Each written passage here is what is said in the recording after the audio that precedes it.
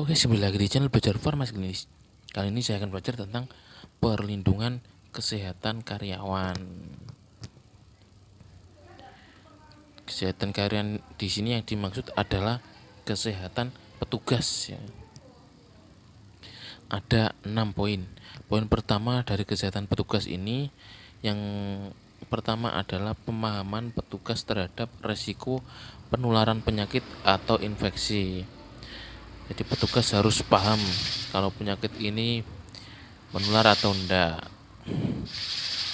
Kemudian yang kedua, pemeriksaan berkala terhadap semua petugas kesehatan. Nah, dilakukan MCU ya, medical check up pada area risiko tinggi. Poin ketiga pada kesehatan petugas ini adalah pemberian vaksin terutama pada area risiko tinggi. Dan yang keempat, tersedianya alat pelindung diri APD dan penggunaan baju kerja. Yang kelima, tersedianya kebijakan penatalaksanaan pasca luka tusuk jarum bekas pakai.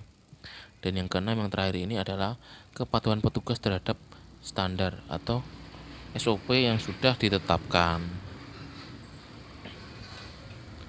Perlindungan kesehatan petugas MCU, medical check up ya, teratur, pemeriksaan secara teratur, rutin berkala, terutama pada petugas yang menangani kasus dengan penularan melalui airborne.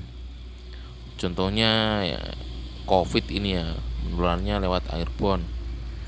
Kemudian TB, tuberkulosis juga airborne ya. Vaksinasi hepatitis B. Penanganan pasca pajanan yang memadai, ada alur pajanan.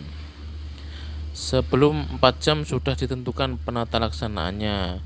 Petugas yang dihubungi siapa, petugas laporan ke siapa. Kemudian penyediaan sarana kewaspadaan standar dan senantiasa menjaga perilaku hidup sehat, PHBS.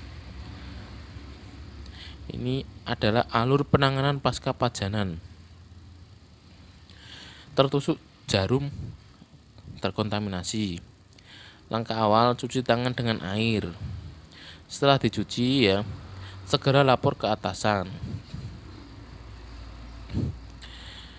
Setelah itu buat laporan, treatment klinik, staf periksa darah yang diperiksa HbSAg, anti HCV, kemudian di follow up dan diulangi 3, 6, 9 ya.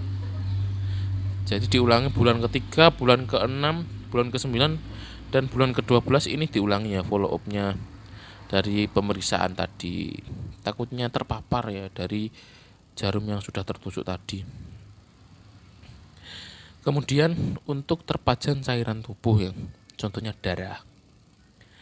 Ya, terpajan darah, cuci dengan air mengalir, kemudian segera lapor ke atasan, buat laporan, treatment klinik, staf periksa darah. Nah, ini dilihat HIV pasien positif atau enggak, diintervensi, kemudian di follow up, di check up juga apakah terpapar atau tidak begitu. Selanjutnya adalah penempatan pasien pada lokasi kerja petugas kesehatan yang benar. Di ruangan itu, di ruang pelayanan harus ada sistem ventilasi ya. Jadi ada aliran udara di ruangan tersebut. Aliran udara masuk dan aliran udara yang keluar. Biasanya kan pakai exhaust itu. Ini pintu, jendela, door, window. Jadi ada pertukaran udara 6 sampai 12 kali per jam. Begitu.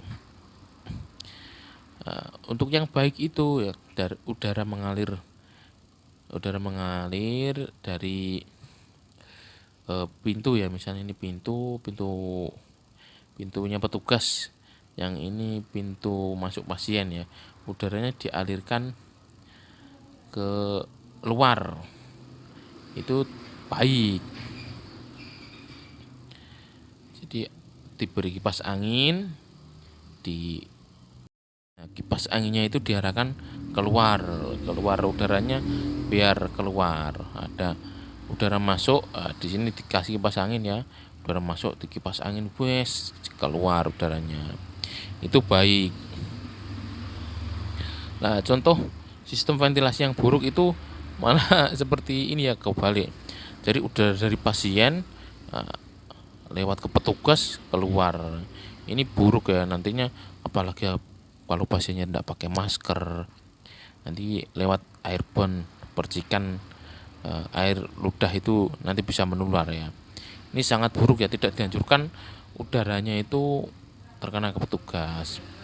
Nah, yang paling baik ini antara udara masuk dan udara keluar itu tidak menabrak petugas maupun pasien. Jadi melewati di antara keduanya seperti ini. Udara masuk, kasih kipas angin, sini udara keluar. Bisa pakai exhaust lah, kemudian bisa dialirkan dari kipas anginnya. Ini keterangan dari gambar-gambar ini ya. Untuk sistem ventilasi ini, ventilasi natural menggunakan jendela dan pintu terbuka atau menggunakan tambahan kipas angin ya. Yang kedua, ventilasi mekanik menggunakan kipas angin dan exhaust fan atau menggunakan AC dan exhaust fan. Yang ketiga, ventilasi tekanan negatif menggunakan tekanan udara khusus. Dan yang keempat, pastikan sirkulasi udara dengan perputaran 6-12 kali per jam.